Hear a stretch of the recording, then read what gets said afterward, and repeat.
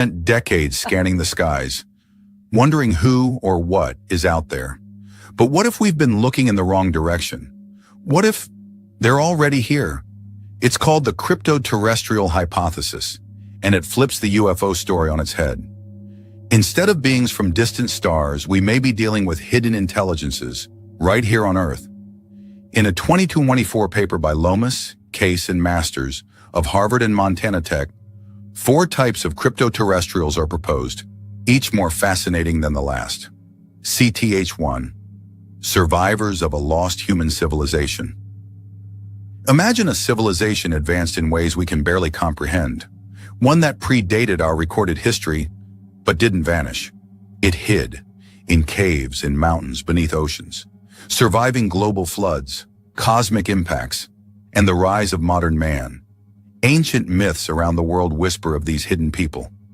In the American Southwest, the Hopi speak of the Ant People, benevolent beings who sheltered their ancestors underground during 2 cataclysmic events.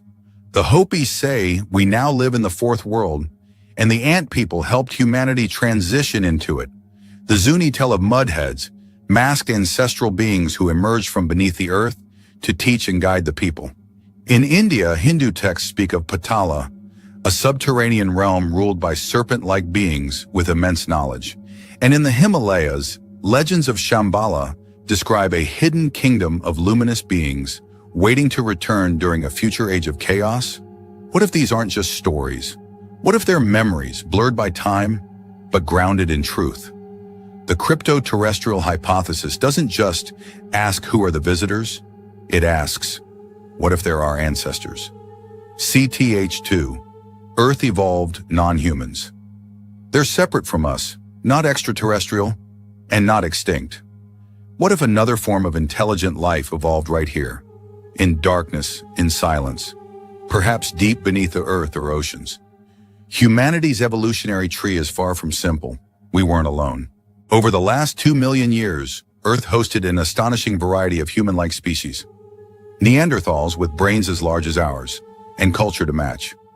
Denisovans, a mysterious people known from only a few bones, yet still present in our DNA. Homo erectus, our longest-lasting cousin, surviving nearly 2 million years. Homo floresiensis, the tiny hobbit of Indonesia. Homo luzonensis, a small hominin from the Philippines discovered in 2019. Homo naledi, found deep in a South African cave, buried with apparent ritual, despite a brain the size of a chimpanzee. And there are signs of ghost lineages, species we've never identified, but whose genes whisper from our blood. So here's the question. What if one of them never truly vanished? What if it retreated into forests, caves, oceans, places we rarely go? What if they've designed UAPs with no visible propulsion, no heat signature, no sound? Maybe they're not from another planet. Maybe they're just avoiding us. CTH3, refugees from elsewhere. Travelers from faraway stars, or from far ahead in time. They arrived long ago, their ships failed, or their mission changed, and now they've gone native, hiding, adapting, watching. These cryptoterrestrials may have started as aliens or time walkers, but now, Earth is home.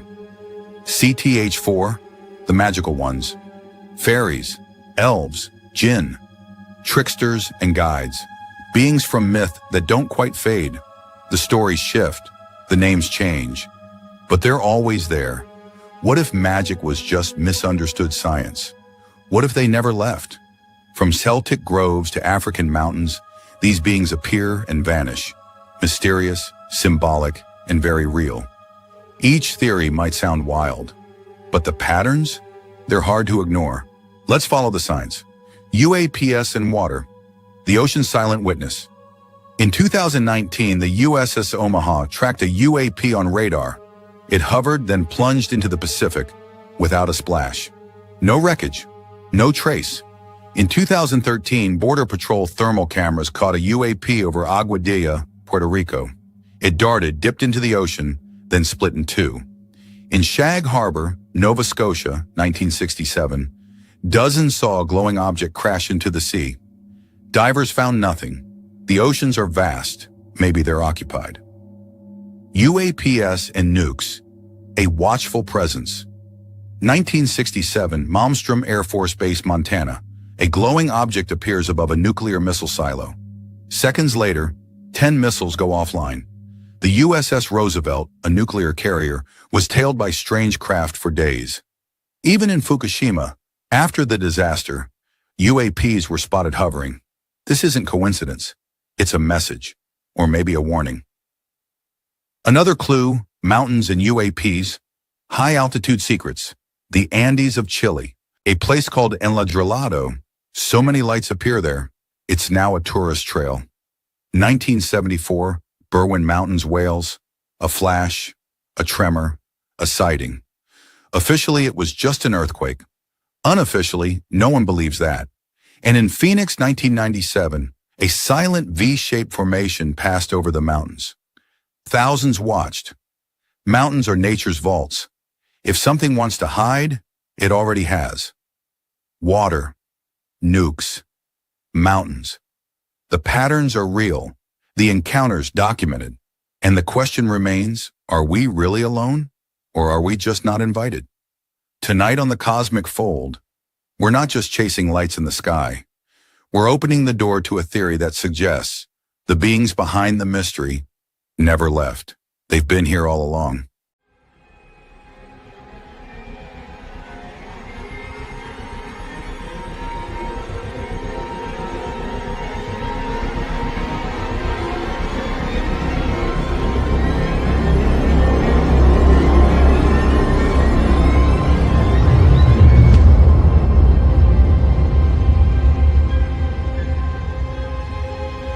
The truth is out there, and it begins with you. Welcome to the Cosmic Fold, where we talk high strangeness. Call us at 928-288-2942. That's 928-288-2942. Or join us by video. If you're at a computer, just look for the link in the chat. Buckle up, sit around our virtual campfire, and let's get started.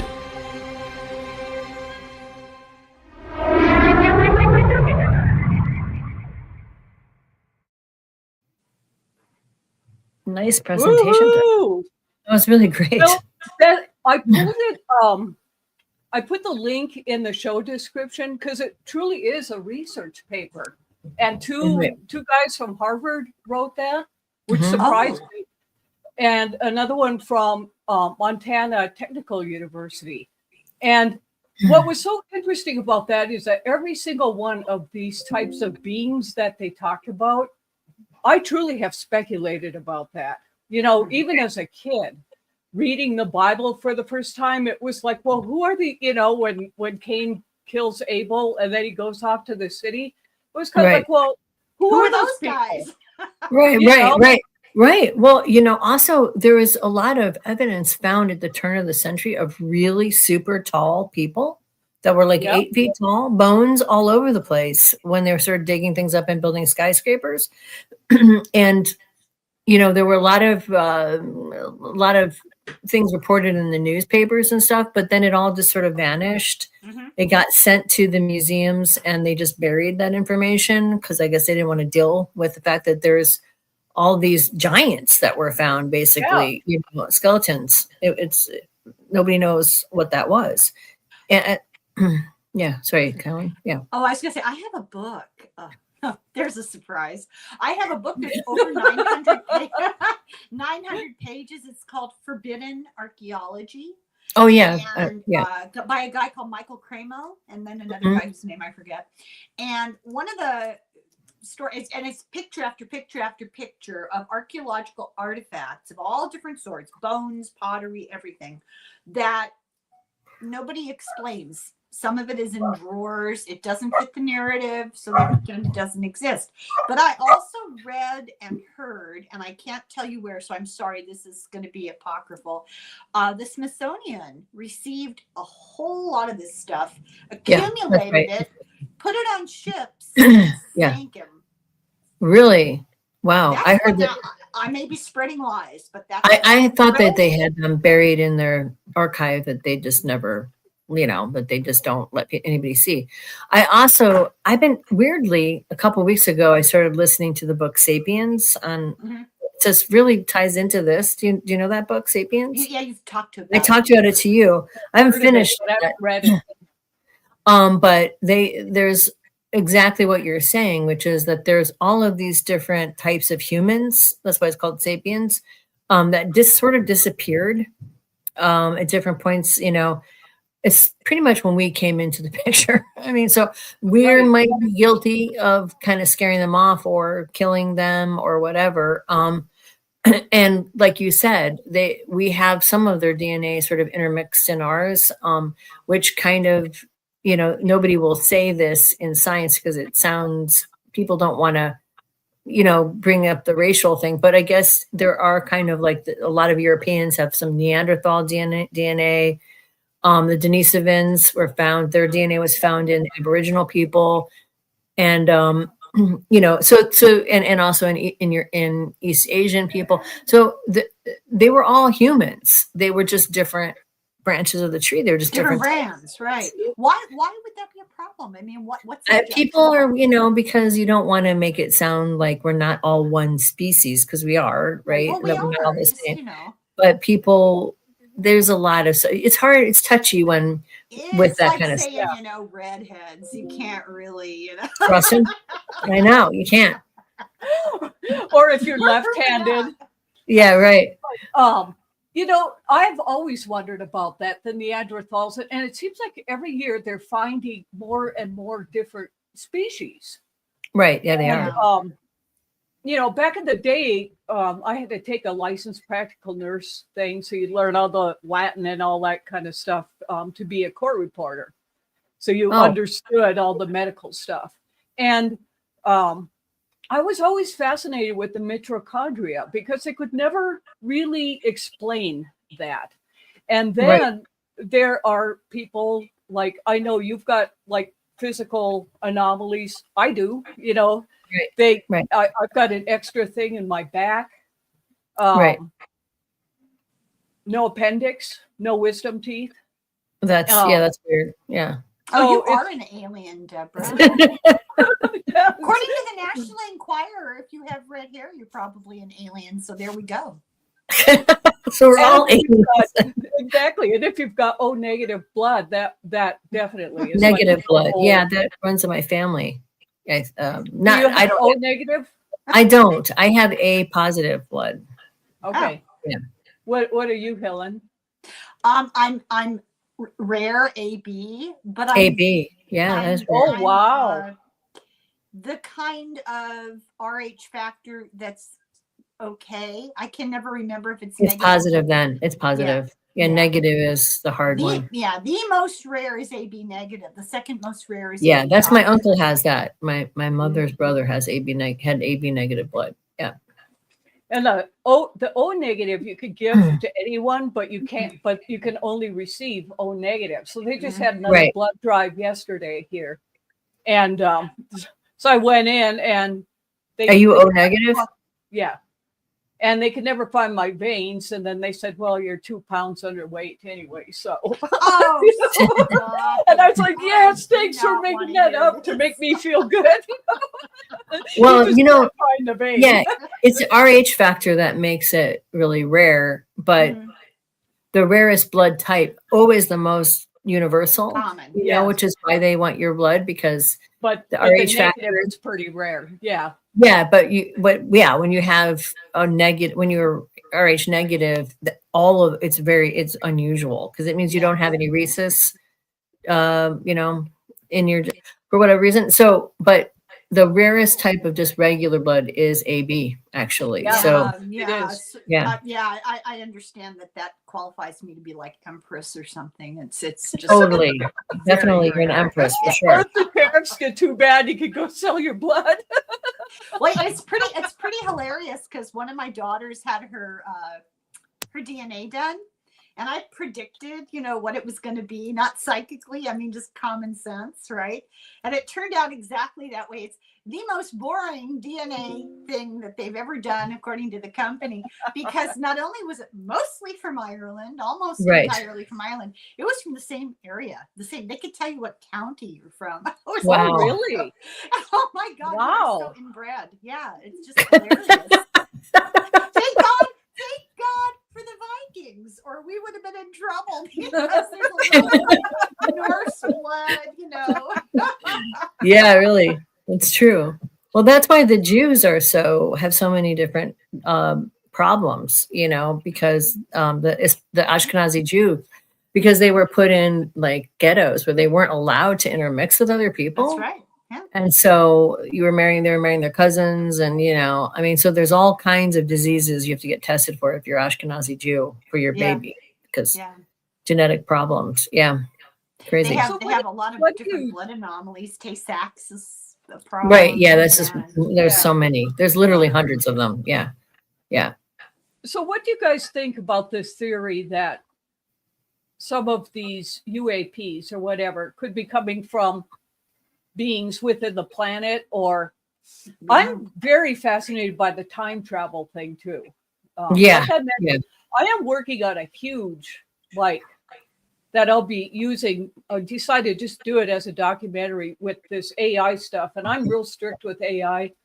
I make it verify, and then there's a whole scientific thing that you prompt to, what the probabilities are if it's actually scientific or not. And but I've been working on this whole theory of are these UAPs somehow ripples through time that we're looking at too?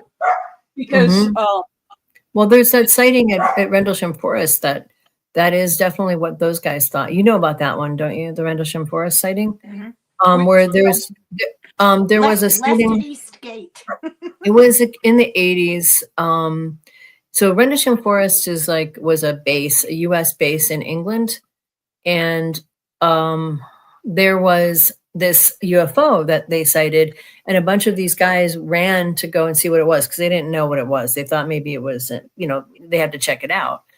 They started going through the forest, and just all this strange stuff started happening, and they came upon this object, this disc-like this circular, like a sort of spaceship looking thing, and it had all of these what kind of looked like hieroglyphics around it, and one of the guys felt compelled to put his hand on it. And he got downloaded all these zeros and ones, and they finally figured out it was in code. And so they decoded it, and it was all about these beings being from the future. And this was some kind of I don't know what that was. Was that you, Helen? No, I don't have anything that does that. What was it? Scared me. What was it? There was a weird noise. Really? I didn't even hear it. Yeah, it was weird. So that's a pretty famous case, and those guys definitely think that what they encountered was some kind of future human travel going backwards, trying to get to this place before some kind of cataclysm happened to try to change it. Now, they don't remember everything. I mean, they were debriefed, and they were, one of them had a really major heart problem as a result of interacting with this thing. There's a lot of information on that particular case, but that was definitely their take on that particular incident. And I think that is true. I think that is one of the phenomena that is occurring is some time travel stuff.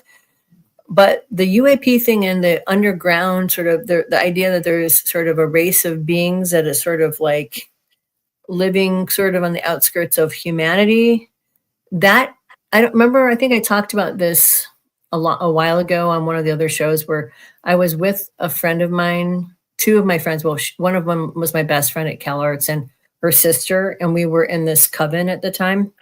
We met down at the beach, and we were waiting for the high priestess and high priest because it's Beltane. And this is the dumbest part of it, but they were late because her husband couldn't fit the horns on to do the Beltane ritual, and they were getting in a fight. So we walked down the beach. Really stupid. And typical though. Isn't it? It was so dumb. So we're walking down the beach at night, and we see these lights in the water, and we're like, oh my God, we went towards the water, and we're looking at these lights, these we called them fairy lights because we were in a traditional Celtic coven at the time.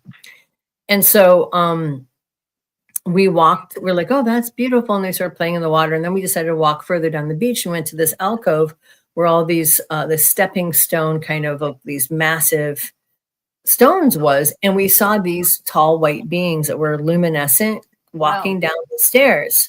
And I often thought, well, the first thing I thought was, well, they're connected to the lights that we saw, but they weren't, they weren't fully like material. They were not like us. You know what I'm saying? They were some kind of different, almost like in a different frequency or something like that is the best way to describe them, because they were glowing and they were not translucent completely, but they weren't like ghosts, but they didn't look like anything that I've ever seen. Well, maybe if they were sea creatures, they might have that, sea creatures can be glowing. Right, I don't know. Because those real deep, like sea creatures are kind of, and like Chicago, Lake Superior, all that area that we're from, there's a lot of UFO sightings there. And I was thinking about this, like, when my dad died, he died in this drowning. He was scuba diving, and typically, in a little lake, you would just dredge to get the body out. But they couldn't find a bottom, so they had to send scuba divers down there, and his body was like trapped out of way down. Wow. Well, it turns out that all those little lakes, like Minnesota, land of 10,000 lakes, all of them in Wisconsin, Illinois, that whole area around the Great Lakes. Yeah. Those lakes go really deep. Yeah. And they're all interconnected. And they're connected with the Great Lakes. And then you think about how the Great Lakes were formed through the glacier melt and all of that. Right. So what was there beforehand?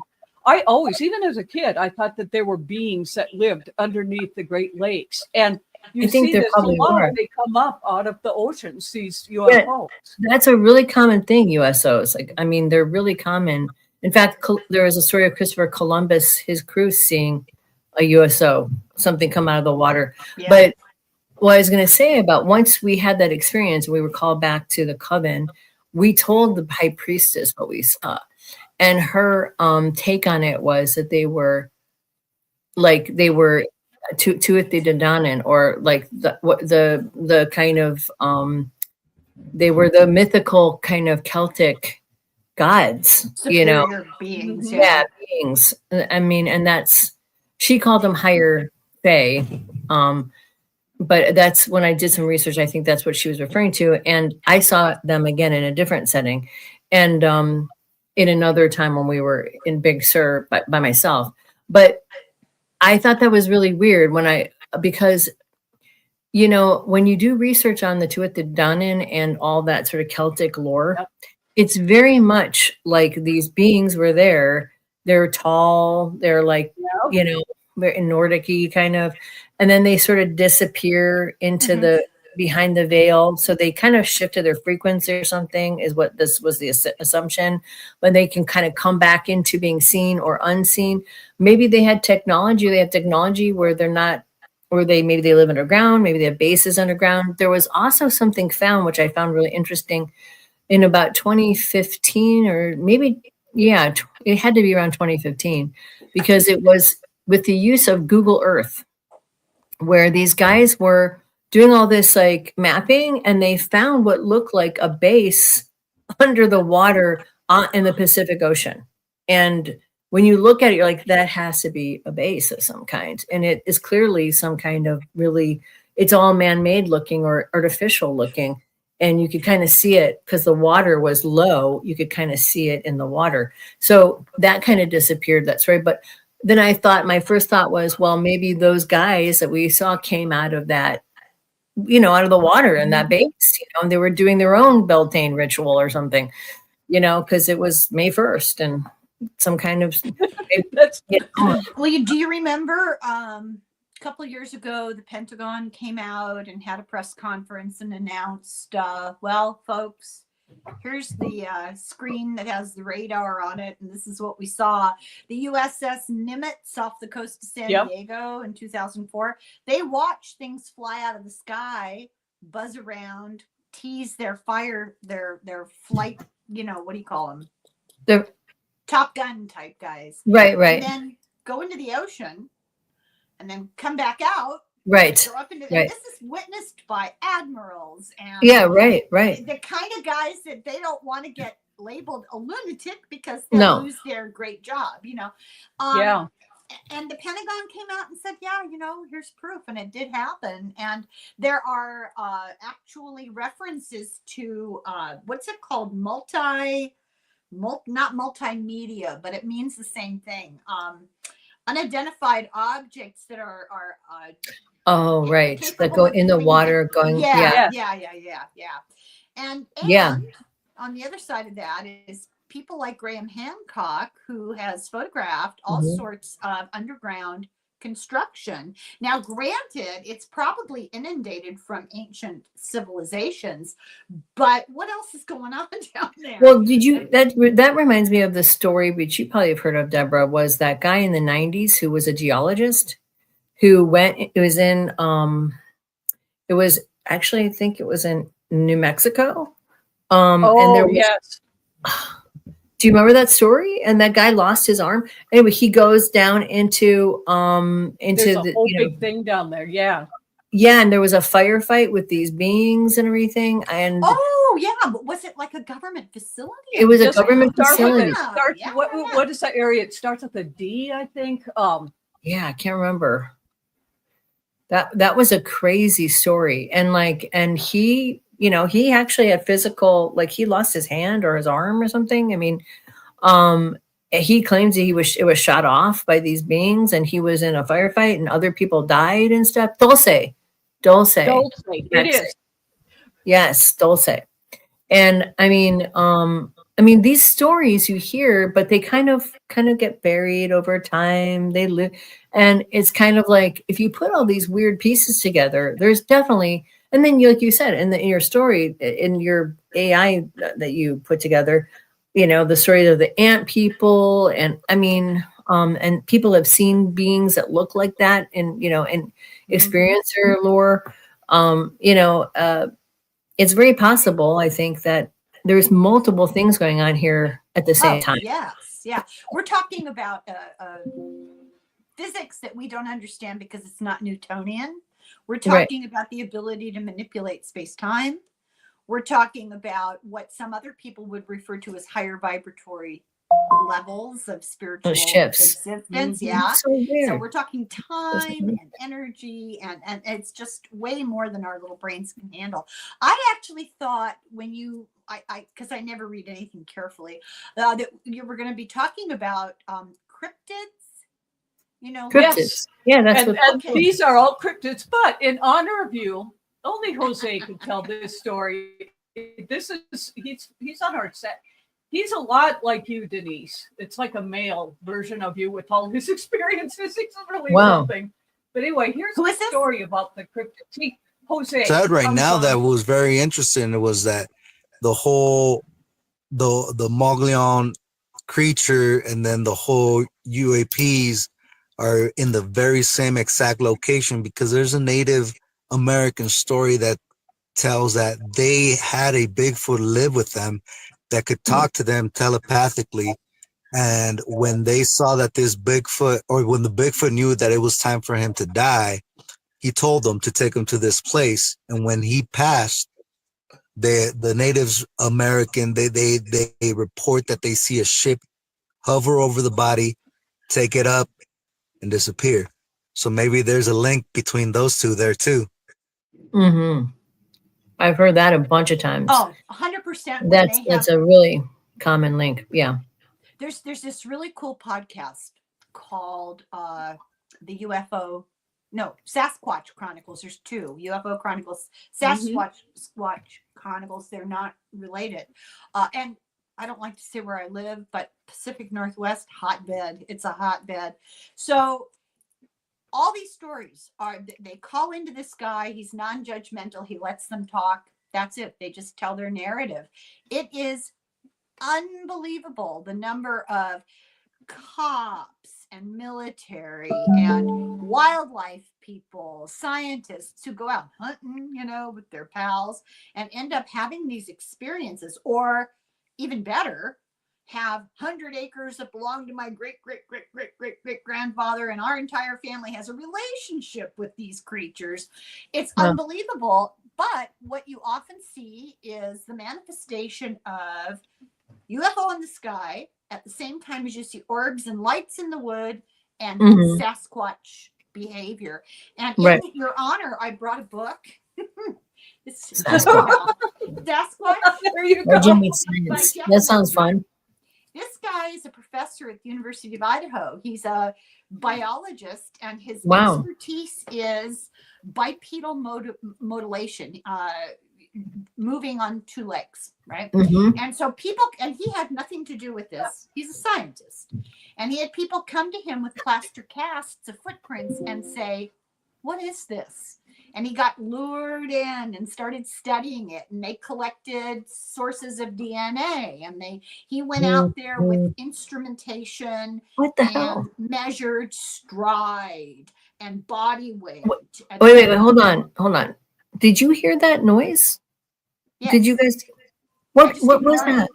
I don't know. I have 5 kids. I ignore all noise. No, there's something going. What is? I don't hear anything. What? There was a bunch of different weird bells and whistle noises, but then this one was like, huh, like that. Did you hear that one? Yeah. No. I Okay. I think it's really weird. Okay, keep going. You know what's odd though? There's something going on with.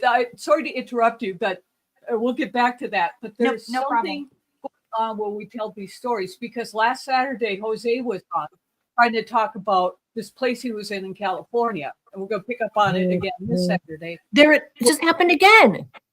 It just happened again. It sounded like a cryptid. It sounded like what I've heard people say Bigfoot sounds like. But there's something like coming through this show. Like that one time we were talking and there was all that sound and we had to stop the show. Well, right. Poor Jose, it just like started knocking him out of the show when he's trying to talk about what was happening in this place in California that had, there was some kind of spirit in there that was throwing books at him. Wow. And just crazy crap like what you go through, Denise. And just this insane kind of stuff. And it just kept like flipping him, like his image would like flip sideways and then he'd like blast out. And then it was a very, very weird thing that was going on. And so he said, well, hopefully we could finish it this Saturday. And I found out why we all got disconnected that one time. AI went through and it just changed all the drivers in my computer. Really? To make the mic not work or whatever. And so now weird. You guys are hearing sounds and I don't hear it, but there's something odd going on with this. Yeah, there's a strange thing. You're like there is some Air Force Base in Montana where they shut down the nuclear missiles, Right. Anyway, back to your story, Helen. It just was very weird that you guys are hearing the something. Of this whole situation, though, I have to make this observation, is that maybe it's a desire for some sort of contact, but whoever or whatever it is needs to know that our intention is education and information. I would think that would be welcomed. I don't understand interference that has a negative, connotation, because we're not here to do any kind of harm. Oh my God. It was, and now that other noise. Every time I talk, I have to listen to the replay to know what you guys are talking about. You know what? I wonder if it's trying to tell us something. I think it might be trying to tell us something. Yes. Not that it's upset or trying to interfere. Right. I think it's trying to tell us something. I think it's trying to tell us this is legitimate. There really are these things. This is real. And it's just kind of chiming in like, yeah, it's go like for a it. Revelatory sound. Like, I think that's what it is. It happens to me. You tell her about that. Okay. So he did all these measurements. He did all these scientific studies. He looked at it from the point of view of an anatomist and a scientist and what do you call it? Somebody who studies movement. I forget the word for it. Kinesiologist, maybe. Oh, Yeah. yeah.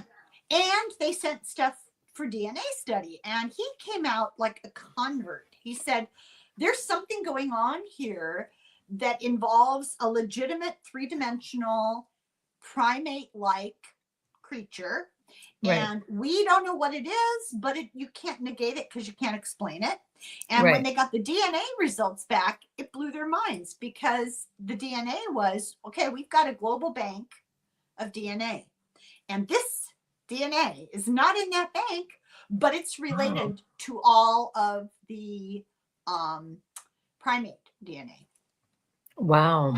It's an unidentified primate that they did, But they don't But know it what is kind. related to it. right. Right. And what all the studies that he could do as far as anatomy and mobility and stuff, it's a primate, and it, It's an unknown primate of some kind. They don't know what kind. yeah. Wow. Yeah. Well, so it's legit then. I mean, he kind of legitimizes it by saying this is a real guy is thing. really legitimate. I did biology in college. That was my thing. And they tend to be real cut and dried, no nonsense, Right. And that's what he's like. But he is really interesting character, because he went in not convinced in one direction or the other. Not a believer, not a skeptic. Just give me the facts. Right. Right. Well, that's the Yeah. way it should be if you're a scientist. I know there was a lot of that research being done in the 70s, people trying to capture footprints and all this stuff, Mhm. but it never really amounted to much because we didn't have DNA at the time. We just didn't have that. Well, So- the other thing that's a tool that we have now that's really good is the LiDAR.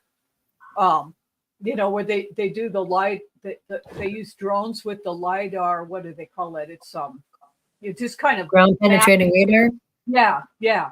And so, I mean, they're even doing that more like water stuff, but they're finding, like, even in the Amazon, whatever, where it's all this I've heard of that. overgrowth and stuff.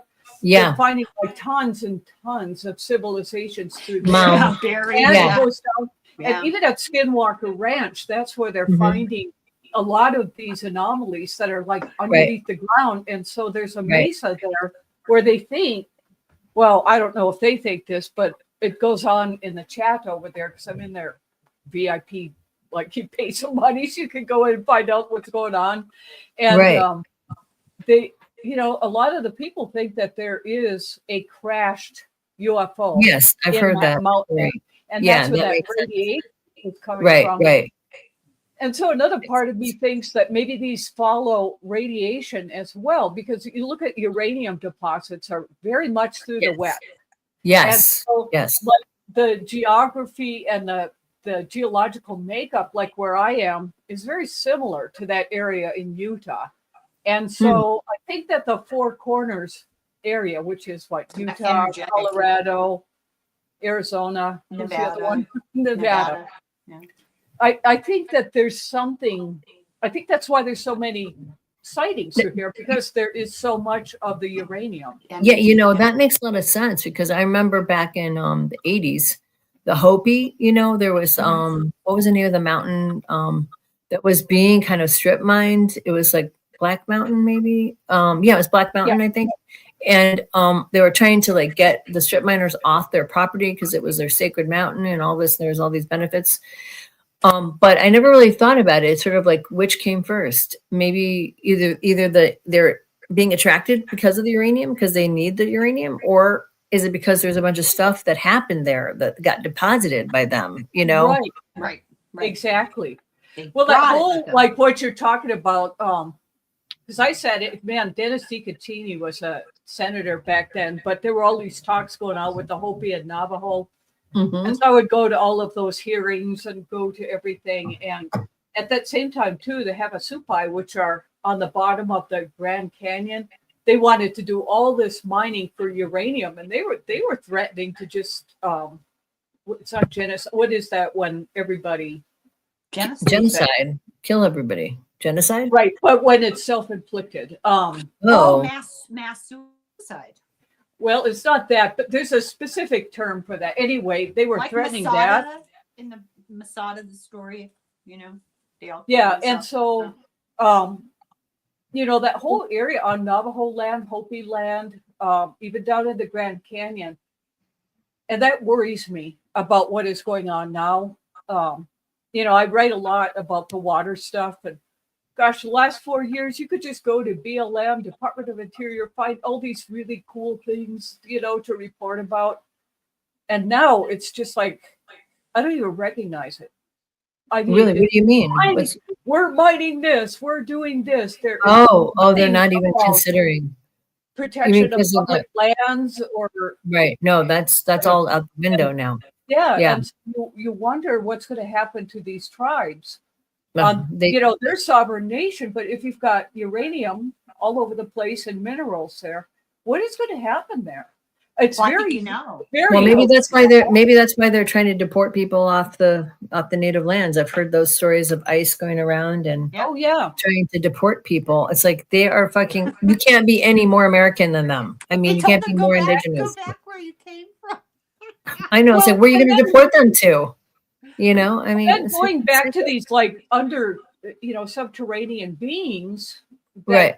maybe, you know, like the ant people or whatever. I was thinking, you know, when I read that paper about like in this area, because I'm very close to Navajo land, Hopi land, Zuni land. It's all, you know, just a little drive and you're there. And what I was thinking is that this whole area, when you see these like Jose's, Justine's, the ones that I have seen, they come from the ground up when you Right. see them. And Right. there was one They're time coming I from had underneath. gone, Right. yeah, and I'd gone with some friends to Navajo land. This is a few years ago. And a lot of that, like a third of the Navajos still have to haul their water. That's why we want this settlement to happen. I mean, it has got to happen. That's why COVID was so bad there, was because they don't have running water. Can you imagine being sick That's and then having to drive 2 hours to fill a 1,500 That's gallon horrible. tank and haul it back? And, you know, it's just not Awful. good. And some of the wells that they do have are so toxic from the uranium mining and everything else. Sure. But anyway, we had gone to this Hogan. It was they had an art show out there, and so there's no power, there's no running water, none of the kinds of things that you are used to here. And Right. when we were coming back, it was Gary and a good friend of mine who passed, and it was dark. And then we saw, I mean, literally, probably just in the field to the side of the highway, headed back into, you know, off the res, were these bright orange things that came like from the ground, and then they shot up. And we Wow. were all Wow. like, what is this? Right. Well, now she's frozen. You know, Fear. and it was so, a lot of this is in areas that is so remote, nobody is going to know Right. what's going on out in those areas. Right. I Yeah. find that very exciting. I don't know. I find it It very is. intellectually stimulating, and my curiosity, I'm just dying to know more about this. Not that I want, you know, to like be taken to to find out, but I just think it's fascinating. And why are more people not revved up about it? I would think this would be Well, the hot topic. it's almost like, you know, even like ghosts or anything like that, anything that is not 3D physical, you know, people just don't believe it until it happens to them. Yeah, that's and right. so even if ghosts or all of that kind of thing may be negative in a way, I think it's actually positive because it's waking people up. Yeah. Right. So because that's the thing that usually does prompt trying to learn a little bit more about what's going on. That's Well, right. it's But nothing No. you to be have to have afraid some of. kind of an experience. Yeah, it seems like most people don't. Yeah. Sorry. We've lived amongst it for as long as we've been on the planet. Yeah, I mean, it's woven throughout all of human history lore.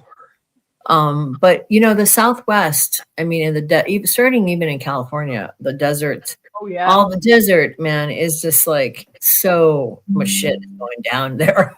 You can just feel it. It feels very like there's a lot of alien energy there, is all I can say. It feels like there's something watching you there. Do you know what I'm saying? It feels like that the whole Yeah. time you're in there.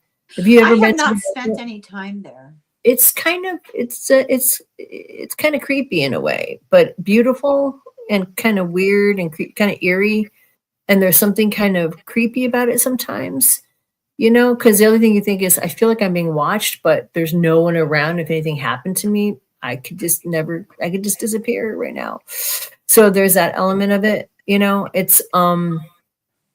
it's very different. The vibe, it has a very different vibe than anywhere else that I've ever been. It's interesting. The story of life under the ocean, right? In Ireland, there's the story of the Selkies. These are the spirits that come onto the land as beautiful people and Right. dance around and have a good time. But if you get seen by a human being, you're stuck on Earth forever. And they lure, like the sirens, they Right. lure people into the water with them. And, the Little Mermaid, all these things are kind of connected. But I come from a culture where that's in the blood. Right. I can't live unless I have ocean around me somewhere. I don't like the desert. I don't like the mountains.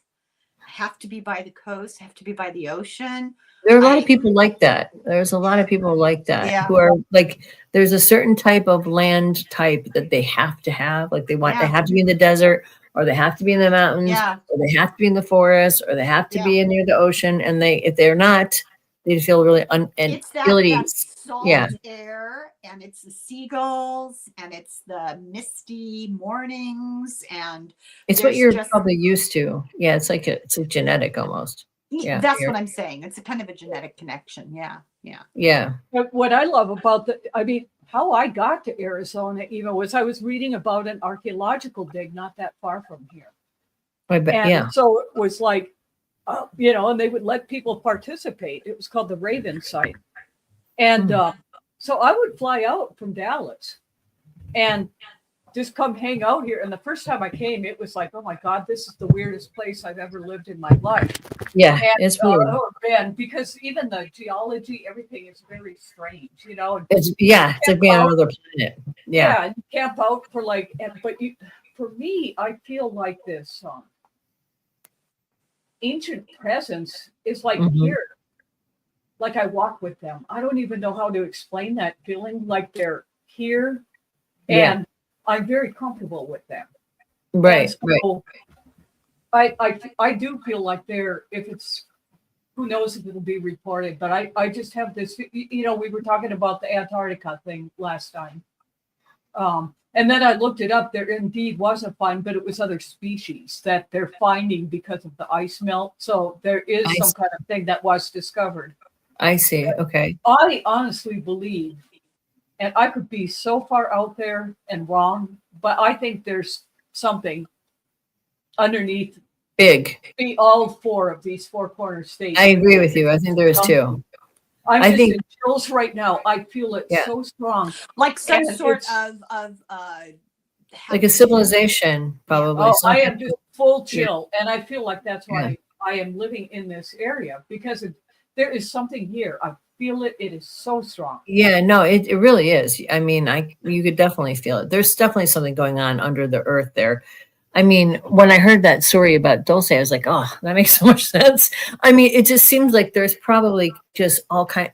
I have always felt like there must be some big giant alien base underneath the four corners, because it feels so much like there's something there. You know what I mean? And then there's this stories about the ant people who take, they were the Anasazi, I think, or like the early. Yeah. And that's where they lived, the Anasazi. They lived in that area, and they took them under the ground. And I mean, they saved them. Why do you think they're so bizarre about Area 51? Isn't that in the general same area? It is, it is in the same area. And that's probably why they put that there. They probably put it there to study the weird stuff that they're finding there. Yes. Yeah. But, even the first of the big fires, in the West actually happened out this way. It was called the Rodeo Chediskai. And, now they're just like commonplace. It's like every other week you see these giant fires. But we were like first. It was an area called Sholo. It even made the news. And I was living outside of that area. And I kept having dreams about it and nosebleeds, probably because it Wow. was so dry. I get nosebleeds. And I was telling Right. everybody out here, oh, there's going to be a big fire. And for some reason, the whole neighborhood believed me. I mean, Right. maybe I remember you saying that. And yeah.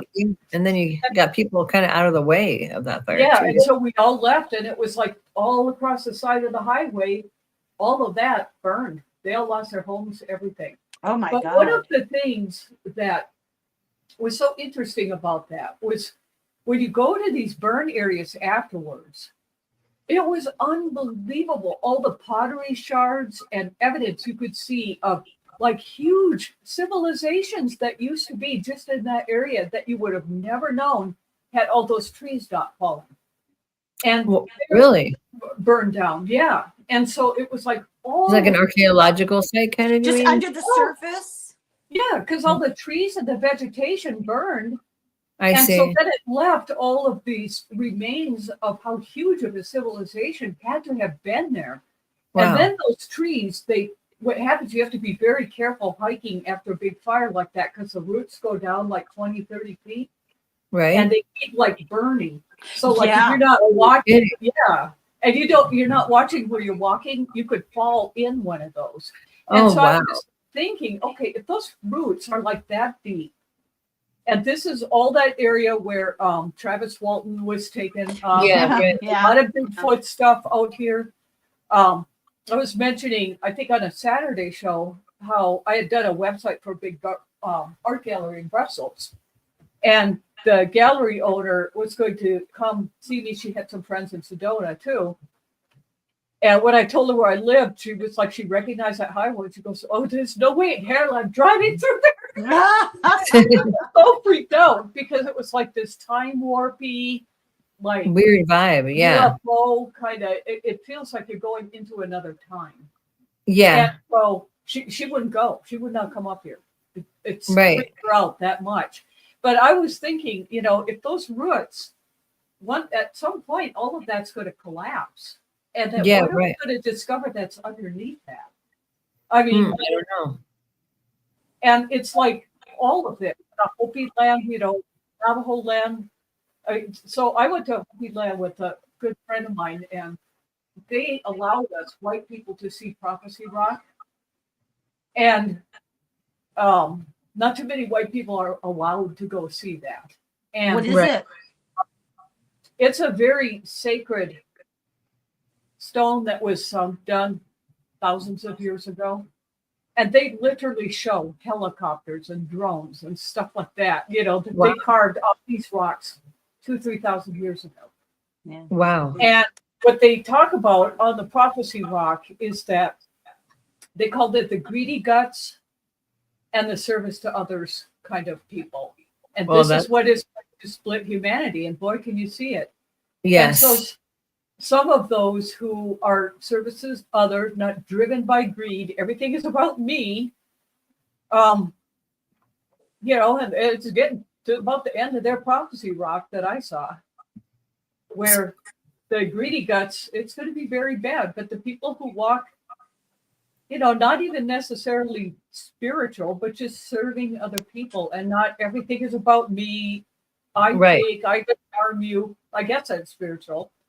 But if you're not living in a state where you want to harm others, according to that, you're going to be okay. And this area supposedly is one of the safe areas because there's going to be something and it's coming soon. And Oh, yeah, I agree with that. It's interesting. There's so many prophecies that are kind of, prophecies are like, people are going outside of time, space and coming back in. And it's hard to pin down exactly when things happen. But there seems like there's so many from so many different angles that seem to be sort of happening right now. You know what I'm saying? They're all converging. It's like Yeah. a lot of these are all converging, and it's from a lot of different cultures and perspectives. Yes. And why are they all tuning in to the same thing? And personally, Because for it's me, there. yes, I feel like July is going to be some kind of thing. I don't know what, but I was thinking back. It was a year ago, July 8th, when I had that experience, and I called you, Denise, because it was like, I didn't know if I should call you or a shrink, because I literally experienced a different time zone. Right. I remember I heard that story. It was a Yeah, weird. I mean, very straight, so I'm talking to people in another dimension on the phone, and that's how it works with me. It's on the phone, so that might be why you hear weird noises coming through. Yeah, maybe the so. way this is like a phone. Yeah. And so Yes, me too. I don't know why, but I don't know why that happened, why it had to have met you guys by that time, but I just feel like almost like it was a harbinger to me that there's going to be a big, big, big shift in July, and I don't know why. Well, and I was invited that is when Uranus in astrology crosses over the 4th house cusp of the U.S. Constitution. And that's when every time we've had that happen, there has been violence on our soil. There's been war in great. the revolution, Civil War, and then the start of World War II when we were bombed in Hawaii. All 3 times there was some kind of war on our soil because of that. Well, did you hear about the prophecy of the popes? Yes. I was going to ask you about that because I think we brought tell us about that. You're the ex-Catholic. You're the Catholic expert. Yeah. I did a video on it yesterday. And here's I saw it in my feed. I thought I gotta watch that because I was curious. There's just so many connections here. So I have a brother. I have many brothers, but I have a brother whose middle name is Malachi. And I always thought, what a strange name for Irish Catholic to have, because Malachi to me is an Old Testament Jewish name. Maybe I'm wrong. I don't know. Turns out Saint Malachi was the first native-born Irish saint. Patrick wasn't really Irish, right? Okay. No, Patrick's not real Irish. Saint Malachi was the bishop of a place called Armagh. Armagh is the town my father comes from. Oh, wow. That's why my brother's middle name is Malachi. Right? Right, that makes sense. He lived in the 12th century. So sometime in the 1100s, he made a series of prophecies, and some people think all about the popes. Nonsense. Yes, some people think it's nonsense. Some people believe it. So, long story short, he named all the popes, not by like Michael, John, Peter, that kind of name, but he gave them Latin phrases to identify them, and he listed them to the last pope. And here's an example, the only 2 I remember. Benedict, okay? Didn't call him, of course, Pope Benedict. He called him Gloria Olivae, which is the glory of the olives. Pope Benedict belonged to an order of priests called the Olivetans, named after. Oh, wow. Then he talked about, who was the other one? Oh, John Paul II. He called, I can't remember the phrase he used, but it had something to do with solar eclipse. He was born on a solar eclipse. And that was the pope he named for that time period. Every single one was remarkably accurate. Now, in retrospect, but he was predicting it before it happened. But in retrospect, it's interesting to look back and go, oh my God, it fits so well. So he said that this Pope Francis was the last pope. Him Francis. Right, it's the last pope. By number is the last pope. I take exception to that because here's why. So he said that number guy would be the last pope. His name would be Peter. He would be Roman. Well, there was no Italy then. So if you came from that area, you were Roman. And it would be the harbinger of the end of the Catholic Church, the end of the papacy, and upheaval in the world. I don't believe that Francis counts. Hear me out. They teach in Catholicism that when the Pope is anointed Pope, it is like this indelible thing. Nobody else can be Pope while he's alive. He is the Pope till the day he dies. This is like a thing from God. Right. Oh, right, and you had the Nazi Pope. You don't get to retire as the Pope. Right. I don't think they accounted for things like, Alzheimer's and stuff. If you're not capable of doing the job, there's no provision for there's no vice pope. Okay. So, so they made Francis the Pope, but I think it's not considered legitimate in the appropriate line of succession. So this next Pope that they pick will be named the last one. and will be Italian of some sort, and he will be the last pope. So I did a video yesterday about the 4 candidates that fit that description. Well, either named Peter or from Italy or both. 2 have Peter in their name and are from Italy. One has Peter in his name, and he's one of the top contestants. And he's associated with Rome. I think he works in Rome, but he's from Ghana, and he's black. And there is another prophecy that the last pope will be black. I think that's interesting. I had heard that one too. Yes. And Nostradamus too talked about it. And then the 4th one is a guy from Hungary. And I got full body chills when I saw his name. And I thought, oh, Hungary. Well, no wonder he freaks me out. He would be a fascist, right? Right. So I just thought I'd put that out there for us all to pay attention to. Not that I care who's pope, but So the black guy, if he is the pope, then would that be the final pope, do you think, if they pick that guy? But aren't they aware of those prophecies? Wouldn't they kind of want to steer away from that? not only are they aware of it, when he prophesied this stuff, this is in the 12th century, they took it and hid it in the Vatican archives until the 1500s. Somebody stumbled on it and revealed it to the public, and people were freaking out. Pretty recently. Didn't they find it pretty recently? No, the 1500s. Oh, that's when they found it? Oh, okay. Yeah. But, yeah. You were talking about all of these things that were sent to the Smithsonian that like disappeared. Look at all the stuff that's under the Vatican. My God, they have, I mean, who? I know. Can you imagine?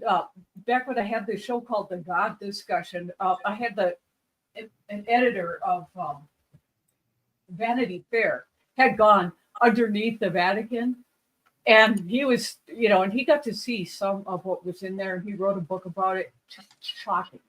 And he saw maybe 1/100th of Yeah, what there's so happening much in crazy this shit. world and hidden the truth. And so, where almost so much truth has been hidden, we're almost like stuck with trying to talk with cryptids and UFOs. Right. That's upsetting too, because people are always like, oh, when is the truth going to come out, and the government going to release all this stuff? But the Catholic Church probably knows the truth. And if you remember back before Francis and was it before Francis? The guy who was not the Nazi Pope, but who was the Pope before the Nazi Pope? Benedict was the Nazi Benedict. Pope. Yeah. But who was before Benedict? John Paul, wasn't it? Yeah. Was it John Paul II? Yeah. I think. I think so. Who else? Because wasn't there an assassination attempt on him or something? Yeah, that was the first John Paul, I think. John Paul I died. Well, it was not an attempt. Well, no, that's where they got the Pope mobile, because somebody tried to kill the first one back in the 80s, I think. And I remember him riding around in the Pope mobile. So yeah, I saw him in the Pope mobile by accident. John Paul II came before Benedict. Yeah, that's right. Okay. Let me brag about the only trip I've ever taken. We went to Rome, and we were there for a completely different purpose. We were there to meet the Latinist at the Vatican. I had a connection, and he was going to give us a tour and everything. We got trapped behind security gates with guys with guns. He couldn't get in. We couldn't make a connection to get out. It was before cell phones, and it was the Pope's anniversary, and he showed up in his little golf cart thing, with the bubble. Yeah, his Pope mobile. Mm-hmm. Oh, it was so weird. But the upside of that was the museums were all empty, and we got to go on by ourselves because everybody was outside worshiping the Pope. Yeah. Did you get to see the really crazy outfits that Leonardo da Vinci? I think it was da Vinci, or was it Michelangelo? No, those guards are so crazy looking. I mean, I saw that. Have you seen them in real life? Not yeah. Oh, wow. I went to the Vatican once. The sculpture museum. So, a bunch of white marble statues, but it was interesting. It was really interesting. Yeah. What were we talking about before all that? Knowledge. Oh, yeah. So somebody, would he have been, John Paul been Pope in 2015 or 2013? No, Francis was. He was elected in 13. Okay, so it had to be Francis. So Francis, it was a while back, made a pronouncement, which people took notice of because it was a really big shift from, the normal stance, that there was life on other planets, probably, but that even if that was true, Jesus would still, it would still count, basically. Like he's that's hedging right. his bets. They put a great big huge. The Vatican has a great big huge telescope near Tucson. Yeah, yeah. They I know. really, all the people are they- really mad because it was like wrecking the environmental. That was like a whole huge debate going on here. What do they think they're going to do? What do you think they're Baptize gonna the do? You tell aliens me what you think. or they're it's going to be I the know. Crusades. Yeah. Right. Well, they have an astronomer. They have astronomers, like a priest astronomers for a long time. And Actually, very well educated. Yeah. Yeah. They know what they're talking about. Yeah. Paul Yeah. Wallace, the writer, is like close personal friends, besties with the guy who is the linguist for the Vatican. And so they've had lengthy conversations, and he's in a lot of his books. I forget his name, but talks all the time about they know. Yeah, that they we've do been in know. Yeah, they contact know. for a Yeah. long time. Yeah. And they've been hiding it because it's all, because organized religions are a control system, and that's the truth. Well, you don't have to convince me. But back to the weird intersection between all of these different prophecies. The Native American. Okay, the Mayan calendar ended in 2012. It's the final date. I believe myself. I think they were. I knew nothing was going to happen on 2012. But what I didn't know was that I could tell there was a shift, that we went into some other weird paradigm that most people are not aware of. Things did change, but it happened in this very subtle kind of energetic way. And I do think that we have more free will, and we're kind of in this weird judgment period right now about whether we're going to make it through to the next. Are we going to survive? Are we going to go extinct? Are we going to manage to live up to our potential or not? But Baba Vanga, who I think you were going to do something about it. We were going to. I just didn't put that because I've been so deep into the AI prophecy. Right No, it's okay. Well, I've been sort of looking around for something to make a video. I've got to sort of stockpile a few because I have company coming from Ireland and a colonoscopy to look forward to. Yay. The highlight of my social season. So I need to stockpile some videos, and I'm racking my brain for topics. Maybe she would be a good video. Baba There's Vanga's another one to look up to. I can't remember the name, but you can find it on YouTube. It's about this woman that's probably in her 70s or 80s, and she wrote a cartoon book in Japan, comic book.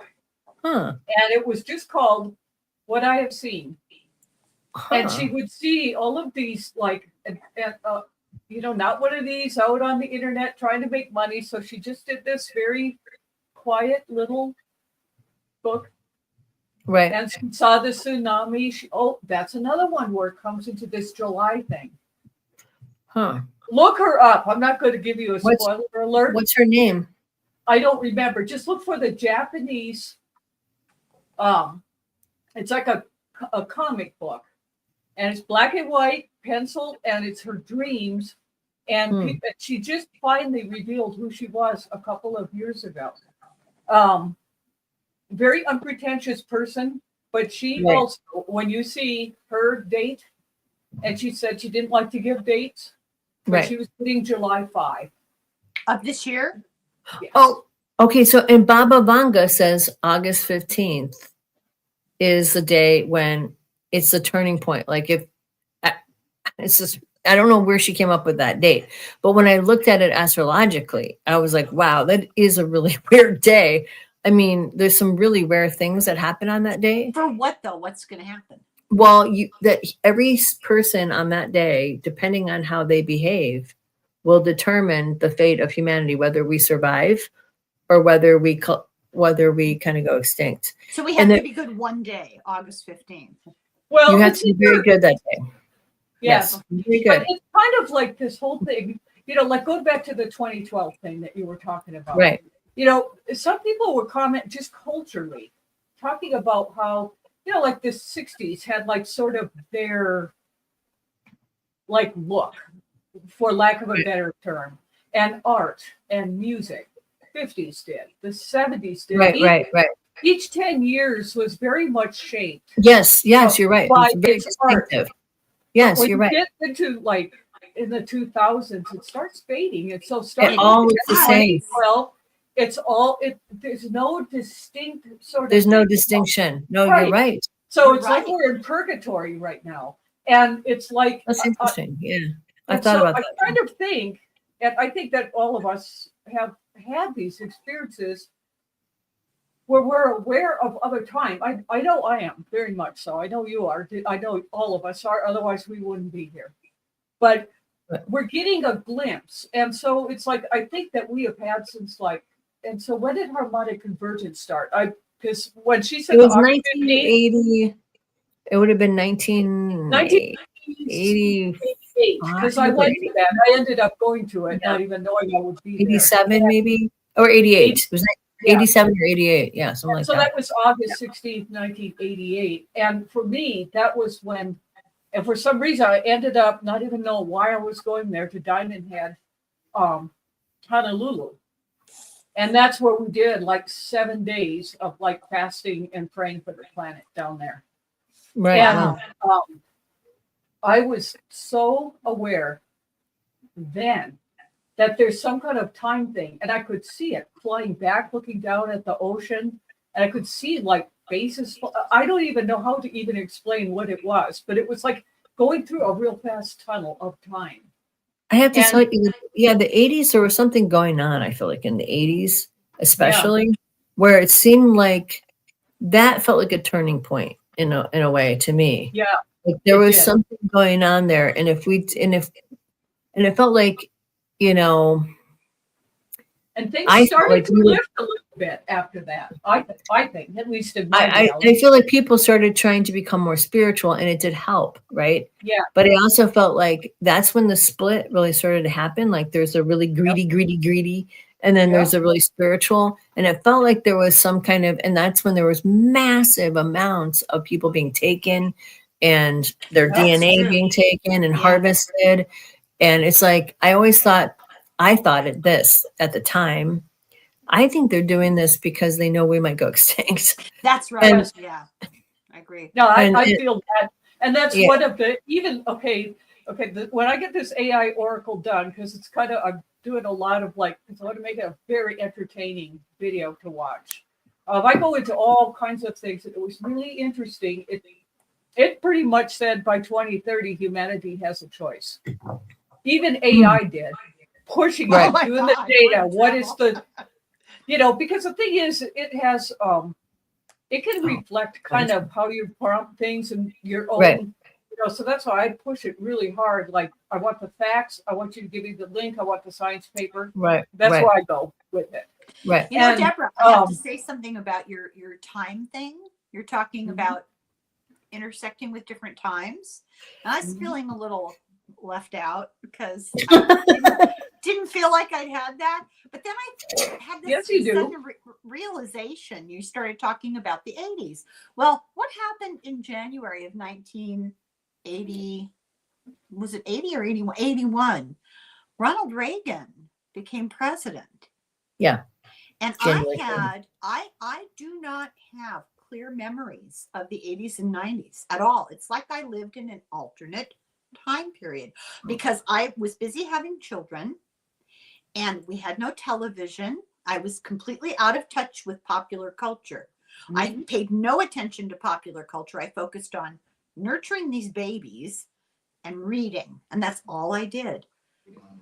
And I don't have a clear memory of anything that happened in the 80s. And I realized, oh my God, it was like I was living between times or something, like not in the conventional time thing. It's so weird. So weird. Because I've got That was the 80s for me, with the last of being a culture person. I mean, I had I was so punk. I had purple and green You hair. did? I dressed in leather, chains. I was so buff. I can see that. I The can guy totally I see lived that. with, he and I were really into dance.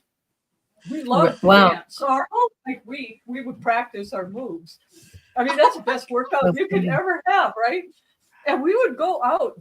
The best dancing bars are the gay bars. They were the best. Yeah, yeah. So we would go there and do our thing. We were just so punky and good at it that actually Dillard's department stores hired us to create their own like fashion show.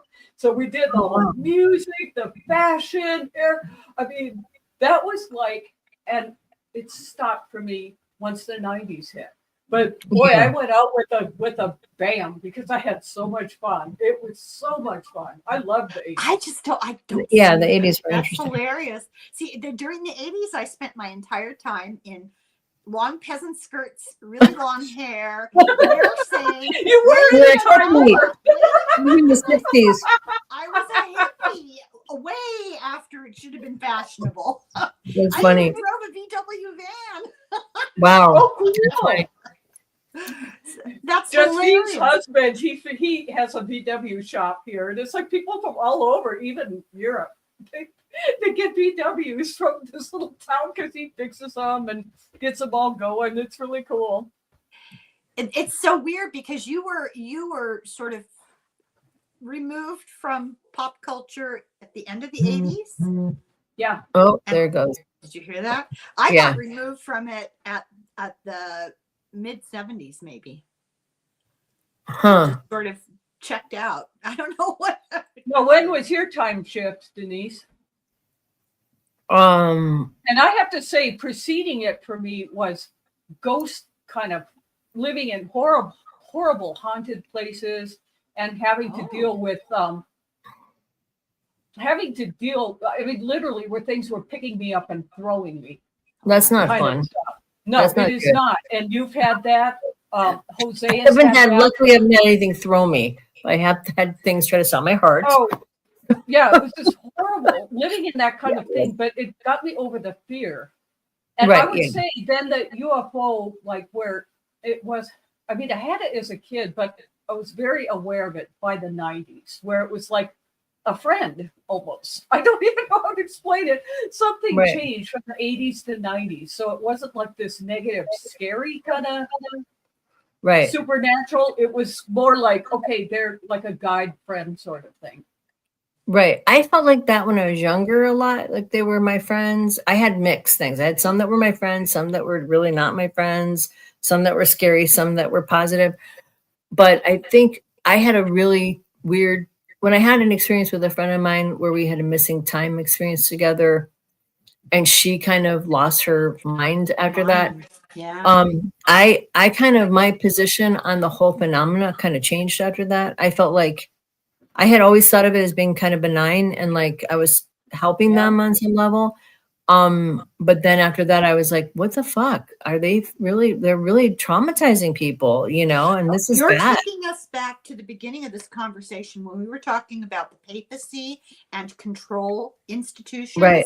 They have come out, not the church, Pentagon, government people have come out now and admitted, like not on CNN, but they have talked about the fact that there have been diplomatic meetings between governments and entities, ETs. I don't know what to say, what to call them, but that agreements were made. We'll get your technology and we'll allow you to take care of people. Yes, experiment with people. Yes. And that brings me to your AI thing, which was what I was trying to remember. Like when you guys were talking, like I remember I had something I wanted to make a point about the 2030 that your AI came up with. Have you ever heard of the Shambhala prophecy? Yeah. No, except for the little bit that was on here. Yeah.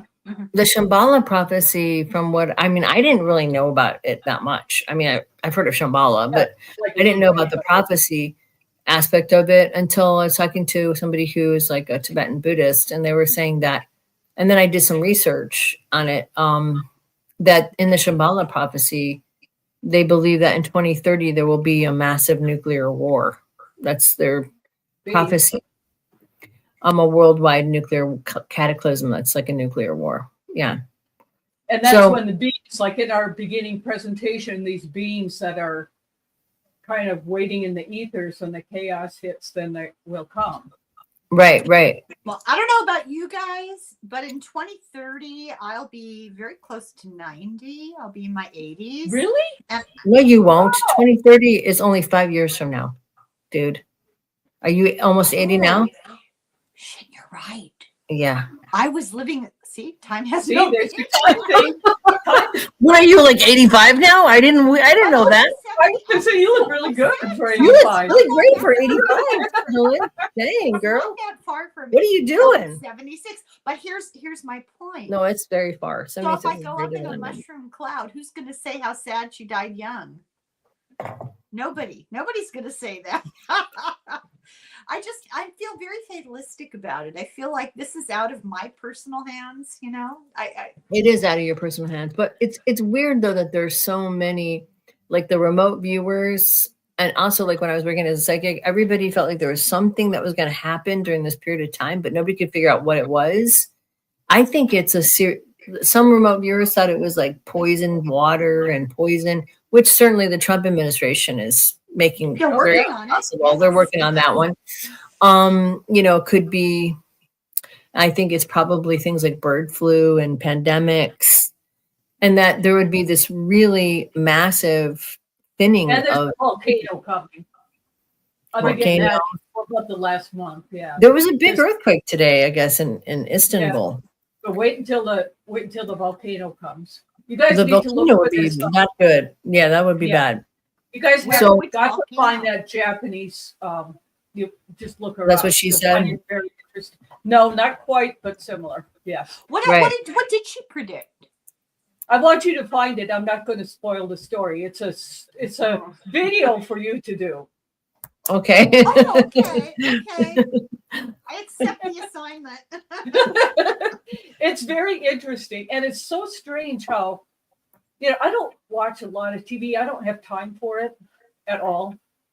Right. And but when I do turn it on, and we don't have cable out here, we don't have, we're pretty remote, and so it's basically YouTube or Netflix if I'm going to watch anything. That's And really all you need.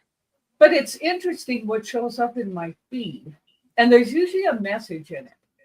And lately, it's been this volcano thing that's been constant, and now it's back into the time glitch stuff is coming up just constantly. And this Japanese lady and other like obscure prophets starting to show up. Yeah. I mean, that's weird that she also said what I have seen, because I did a series, like a whole Substack thing about what I have seen. It's just really weird. I think it was named that. I didn't know anything about her, but I mean, there's a confluence of a lot of different things, or like the native people who said when the white buffalo calf is born, and there was a white buffalo calf that is I mean, there was in the 90s too, but it wasn't the same. This one is, I guess, the exact kind that it's supposed to be or whatever. I mean, there's so many different weird things simultaneous. I mean, you think about let's just go to the Bible, that the Antichrist would come to power. Oh, my brother and I have been saying this for the last 8 years. It's so evident, and we grew up in a religious cult. And so, I read the Bible like 8-9 times. Right. It was like, why don't these people not see it? But that's also part of the prophecy, is that that you're not going to see it. Will be the ones promoting it. That's Well, right. The people of the Bible, the Christians would be the one who put him in power. And he comes as a Prince of Peace, and then he starts all these wars, and he causes all this calamity, and then he's in power. All of the lies. And all the lies, and he'd be in power for 3.5 years, and then that's the beginning of the end times. And the other thing I keep thinking about too is I don't know if I talked to you guys about this at all, but probably Helen knows about this. But when I was in MUFON, when I was like a assistant state director here in Tennessee, one of the things that we were kind of looking into were these horns that were being going off all over the world that sounded like they were I almost chose that for tonight to do about that, because they're starting again. Are they? Yes. Oy vey. Because to me, I just got creeped out really from that, because I felt like, okay, this is apocalyptic. Like this is clearly one of those biblical prophecy things, because it says the horns will blow, the horn of Gabriel or Europe, something. I think, because those showed up on my feed too. So I watch it. It's like, oh wow, here they come again, and they're really weird sounding. They're so weird, so creepy. They're even weirder from the previous batch of them, and they're starting in Europe, really? And they're coming again. I want to hear that, because I think that's one of the I other almost things. did the show on that tonight too, because it's Oh, like, man.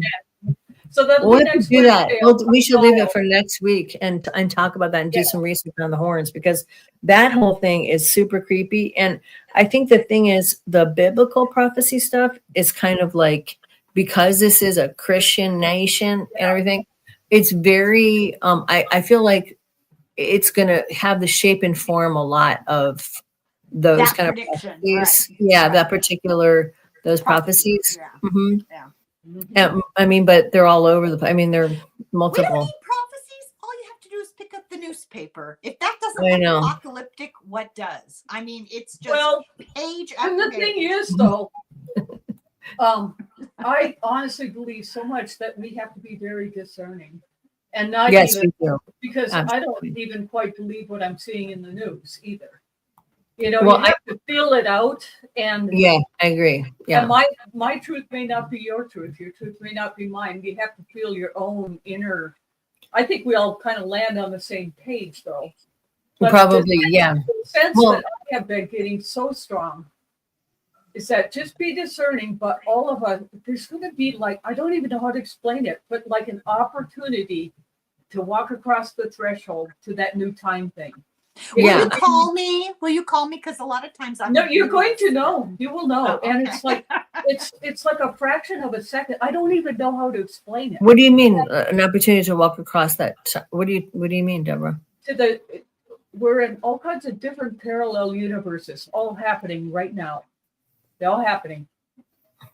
I mean, that's the message I got from last July. Right, are right. So is it a good sign that we're talking about it? Because Yes, it Oh, is. okay. And you'll be, but when you feel that, I just feel like people will just know. And it's like you're going to be in this different time. And it may look exactly like the same show on Wednesday night. And we don't even realize we walked through that time thing. Well, I think that's kind of the idea of the dimensional thing that people were talking about. And it is because, Yeah. it was so strange almost a year ago now, having that conversation with my mother and my nephew On the phone, yeah. on the phone, and they were oblivious to it in this reality, and then it shows up on my phone records. Yeah, that's And when right. I lived in Phoenix, and actually until I have had these time things happen, I'd say since the 90s, it was when it started. I mean, Yeah. it was so bad in Phoenix. I had dead people calling me. I unplugged my phone, and it still would ring. Right, And right. so for me, that's where I get them. They come through the phone somehow. I don't even know. I've had that experience too. Yeah. You're I going to another vibratory level. I think we should sew some of those weights that they sewed in Queen Elizabeth's skirts so they wouldn't blow up in the wind. We should sew those in your dress so you don't just levitate and you're gone. No, I don't wear that. But I kind of feel that that's what's going on. And it's, I don't know. I could be way off base, but it's just this sense I have with this time thing. And I think we're going to be more aware of these cryptids. And I think we're going to be seeing more ancient civilizations that will be able to see them. It's like we've almost been blinded by time, that it's like we're just going to see, they could be ancient things. It's not like some, I hear people like, oh, we're going to the fifth earth and all the, I don't believe that at all. right. In a house, there are many mansions. It says that in the Bible too. Yeah. And I think that what that means is that there are so many different dimensions and Or the different parallel- timeline. Yeah. It's all, I mean, it's infinite. What's going Well, on? I kind of think that that's what Baba Vanga was kind of saying about this summer, is that depending on what everyone does that day and how their decisions are, we will either go to a different like one timeline where we can make it through that, or another timeline where we don't. And she was of the mind that we would make it through that timeline and be kind of okay. I kind of I have a feeling, I have a feeling myself, like I started feeling really freaked out about this period of time last spring. And then around January of this year, I started feeling like it's going to be okay. Like, Yeah. I feel like we're going to push back. People are not going to allow themselves to go down this path. And I know this sounds crazy, but like, I don't think that all these prophecies have truth to them, but I don't think they're not really going to play out how people think. Exactly. They never do. And I think that the idea that, in the Bible it says, he'd be in power for 3.5 years, the Antichrist, and then the good things happen. So it could just be like, one term of kind of fascism, and then all of a sudden people kind of, good things start to bust out and people start to realize, that they don't want this, and whatever. You know what I'm saying? What did they I say? think it's already happened. I just look Yeah. around you, and it's like we're living in an alternate universe. Somebody just It's said true. yes. Yeah. Oh, Yeah, really? true. It's Yeah, there's a already boom, happened. boom. And now Yeah. I've got chills because I'm surrounded by not my family, but I'm surrounded by people who are oblivious to what's important. Yes. To Yes. the things that are happening that are significant, Yes. of import to the daily lives of ordinary people. They're Yes. just oblivious. And when Yep. you talk about it, they act like you are crazy. Yeah. It Right. is- Right. Yeah. Yeah. It's so weird. Yeah. It is weird. Yeah, And it is. What is opening, and that's why my own feeling on all of this is that we may have gone through it. Yeah, I That's think we may. I think it's sort of I've like, had enough near-death experiences. I might be dead and in another reality right now. I don't know. I have no I idea. don't think I don't know, so. I don't because think this we're is dead not in my- another reality. not my But I do idea of think, heaven. though, that there could be this sort of split, like you're saying, like reality based on who you are and your choices of being Yeah. service to others or Mhm. service to self, that you're sorted in a certain way. I kept having visions, like when I was asking about this time frame, is like it is kind of like this. I would say like it is a sorting process kind of happening, if that makes Yes. sense. Yes. Yes. And I think that's what is sort of trying to be described by the prophecies, but it's really hard to describe it because it's very odd. It's never happened before. It's strange, like Well, they do predict it in the Bible. They talk about when Jesus comes back, everybody who's dead will rise from the grave, and then there will be a sorting process. no, So- but I'm saying I think it's already sorting us now. right. I'm not taking And that yeah, literally, but they right. do try to describe the fact that They try to they're- describe it, but I Yeah. don't really think it's exactly how it is portrayed. And I think that what will end up, this is what I think. I think what's going to happen during this period is there will be people that stay here on this planet that live through this, and there'll be a small group of people that stay here. They're kind of in the middle. They're kind of not really the super positive people or the super negative people. And this is what I was told by the aliens, okay? It's based on what they're saying, but the really people who are really, really, really lost, who are very, very self-centered and narcissistic, they are going to be taken to a place, well, they'll be incarnating in a lower form. They'll have to come back up through being like early mankind and kind of evolving. God. And on that path, I just thought of when you were talking about this. Okay, all the sapiens that you're reading about Yes, now, right. They kind of go through that same thing, that whole thing is just like I could just go down the rabbit hole just thinking about it. But did Yeah, all these yeah. different species? Did these different species have like their own beliefs and like, oh, you're going to go through Yeah. like this time thing or service to self, or you know what I mean? Right. And think like what we look like is really awesome compared to what they were. Right.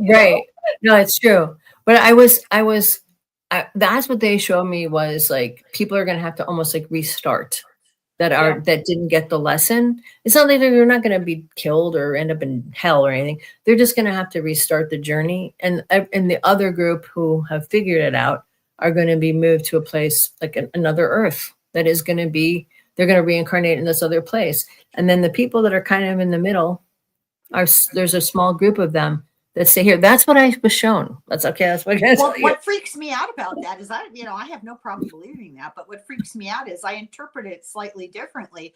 The people that are left behind, are the ones who are the survivalists living in the caves trying to start over from scratch. Those are the ones that yes, probably learn, right? So that means the rest of us are going to be dead.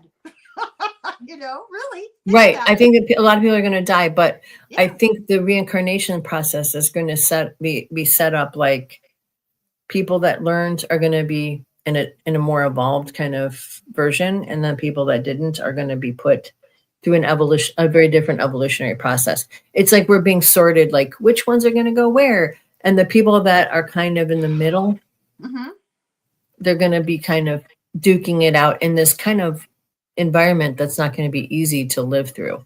You know what I'm saying? They're going to have to kind of like where you put your attention. Like there are like a million of us right now that just go, like those mirrors that it keeps.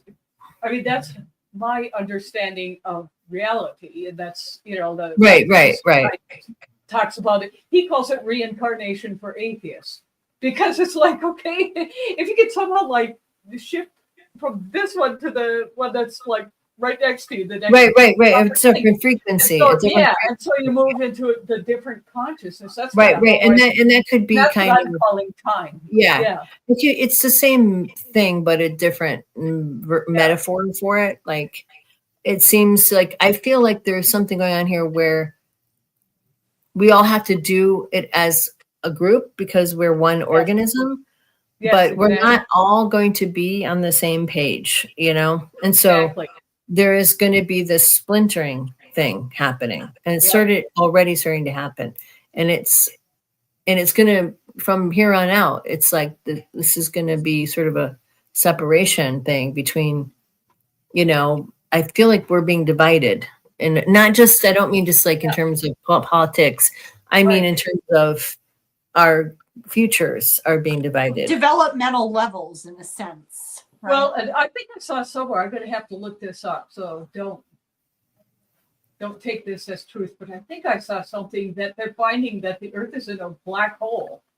So if that's true, that like throws us into a whole other. That's really a weird idea. And so if it is, I mean, this kind of stuff, it's fascinating. Very well, it just keeps getting better and better. It's getting weirder and weirder. Yeah, that would be strange. But for our show next week, so I'm keeping you guys, you're on a different time zone. Helen and I are both, it's 6:38 here. So it's almost 9 it's up here. to you, Denise. It's late for you. But I will pull some of the those weird sounds for next That'd be week's great. show. Let's And do that. if I can find some stuff on the black hole, I will pull that too. That sounds good. What the effects of a black hole are. So if we are like going through, I mean, what I, maybe I dreamt it. I've got to look it up. Black hole. If you're in a black hole, the only way we could be in a black hole would be on the other side of a black hole. Because once you're in a black hole, it would just be everything would be collapsed into itself. Maybe that's what's happening. I'll look for that. Yeah. So, well, this is why I love you guys so much. It's like you're willing to go off. We don't even need alcohol to talk about weird stuff. I want to know about this. I mean, it's bad enough. Oh my God. I finally encountered somebody who has even a darker vision of what's going on. Who, me or her? Well, yeah, that goes without saying. But Deborah, I mean, black hole, that wouldn't have been the first place in my head. That's a scary idea that we're in a black hole. But actually, we wouldn't, if we don't know it, then what, we wouldn't know it. And so it's stop talking about it. Well, you guys are so wonderful. I really want to thank you. It was really fun. Thank you so much. Jules, and I know other people listen to it like later on the replay. So thank you all. And I can't wait to see you again next Wednesday. Hopefully. Yeah, same. It'll be fun. Yeah. I missed y'all. Work was just totally out of control. So I get that. It's a wonderful book. And Deborah, you'll have to let me know the topic so I can find the appropriate book on my shelf. it's black holes. Black holes and weird sounds. No, I'm in denial about that. Black holes are weird What does it sound like in a black hole? Actually, you know what? It does have a sound. Song. It does have a sound, black holes. I'll They see do. if I can make AI write a song called "The Sound of the Black Hole." That would be good. Yeah. God. All right. Now I Ooh, have to be able I heard to a noise. I heard a little. I'm gonna have to listen to the replay to know what you're talking about because I don't Oh, hear Yeah, anything. this is crazy. It's like There's a somebody lot of else it going in the on. conversation. Really? Yeah. Yeah. Man, There's I'm something sorry. talking, Must be- kind of like making a little, kind of like cryptid noises. Snarky comments. Well, thank you. I mean, there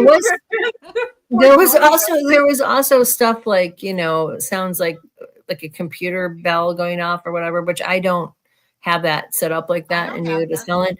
So I Well, don't. mine isn't either. I've got not everything's turned off. except Yeah, for so this. that's weird, but that's like, okay, well, I don't know where that, but maybe the computer talking to us, I don't know.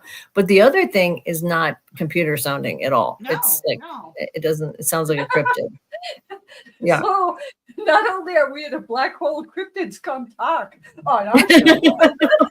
Well, just to put it out there, I'm willing to talk to anybody about anything. So I'm fine. Including a cryptid? Sure, why not? I mean, Yeah, why not? Yeah, why not? Yeah. Yeah. Well, he's talking to you. He's talking to you. All right, you guys will have a lovely week and You too. a good weekend. And Yeah, you too. All All right, you guys. Have a great See you one. later, Denise. Bye, Bye, everybody. you guys. Thanks so much for joining us. We love hearing your stories, so tell your friends so they can join the party. For show notes and our forum of high strangeness, visit CosmicFold.com.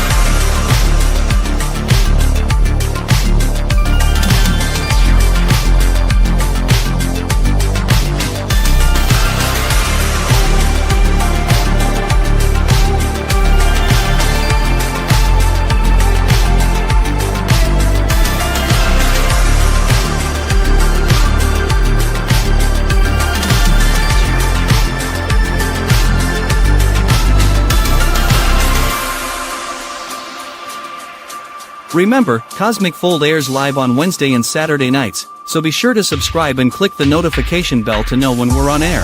Thanks again and have a great evening.